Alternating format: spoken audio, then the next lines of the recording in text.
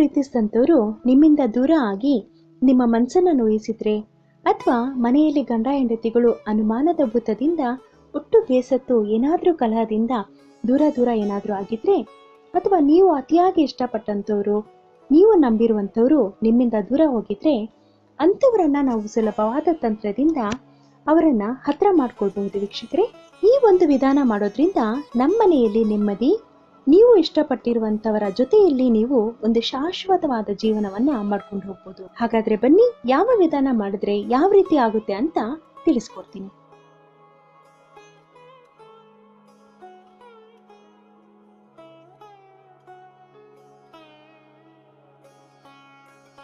ವೀಕ್ಷಕರೇ, ಶಾಶ್ವತವಾಗಿ ಒಂದು ಸ್ತ್ರೀ ಅಥವಾ ಪುರುಷರನ್ನ ತನ್ನ ವಶ ಮಾಡ್ಕೊಳ್ಳೋದು ಹೇಗೆ ಅಂತ ಈ ವಿಡಿಯೋದಲ್ಲಿ ಒಂದು ಸರಳವಾದ ವಶೀಕರಣವನ್ನ ತಿಳಿಸ್ಕೊಡ್ತೀನಿ.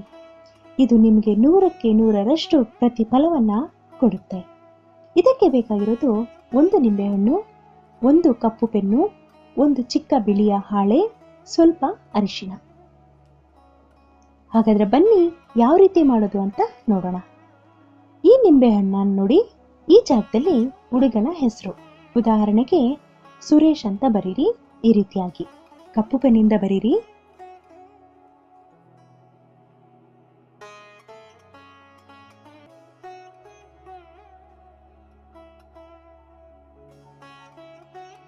ಇಲ್ಲಿ ಪ್ಲಸ್ ಚಿಹ್ನೆಯನ್ನ ಪಕ್ಕದಲ್ಲಿ ಬರ್ಕೊಳ್ಳಿ.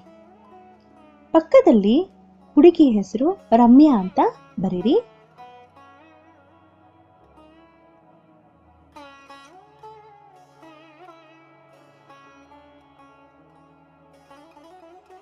ಈ ಒಂದು ಭಾಗದಲ್ಲಿ ಸ್ವಸ್ತಿಕ್ ಚಿಹ್ನೆಯನ್ನ ಬರ್ಕೊಳ್ಳಿ. ಮೇಲಿನ ಭಾಗದಲ್ಲಿ ಓಂ ಅಂತ ಬರೀರಿ, ಮತ್ತೆ ಕೆಳಗಿನ ಭಾಗದಲ್ಲಿ ಓಂ ಅಂತ ಬರ್ಕೊಳ್ಳಿ.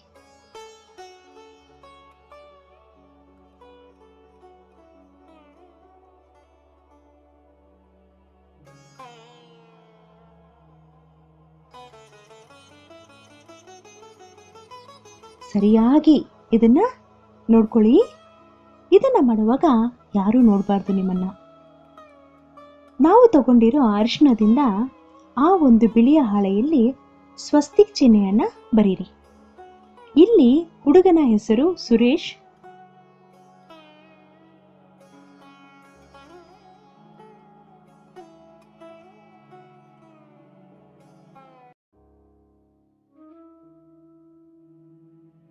ಇಲ್ಲಿ ಹುಡುಗಿಯ ಹೆಸರು ರಮ್ಯಾ ಅಂತ ಬರೀರಿ.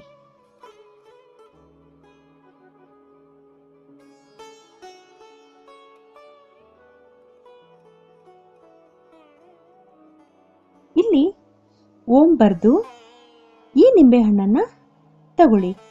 ಇದರಲ್ಲಿ ಇಟ್ಟು ನಿಮ್ಮ ಹೆಸರು ಕೆಳಗಡೆ ಬರುವ ಹಾಗೆ, ಆ ಹುಡುಗಿಯ ಹೆಸರು ಮೇಲೆ ಬರುವ ಹಾಗೆ ಮಡ್ಚ್ಕೊಳ್ಳಿ.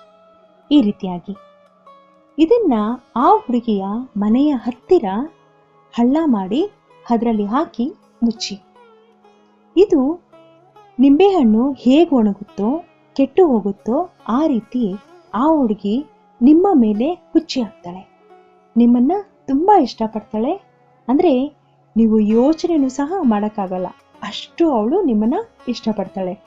ಇದನ್ನ ದಯವಿಟ್ಟು ಒಳ್ಳೆಯದಕ್ಕೆ ಬಳಸಿ, ಕೆಟ್ಟದಕ್ಕೆ ಬಳಸಬೇಡಿ.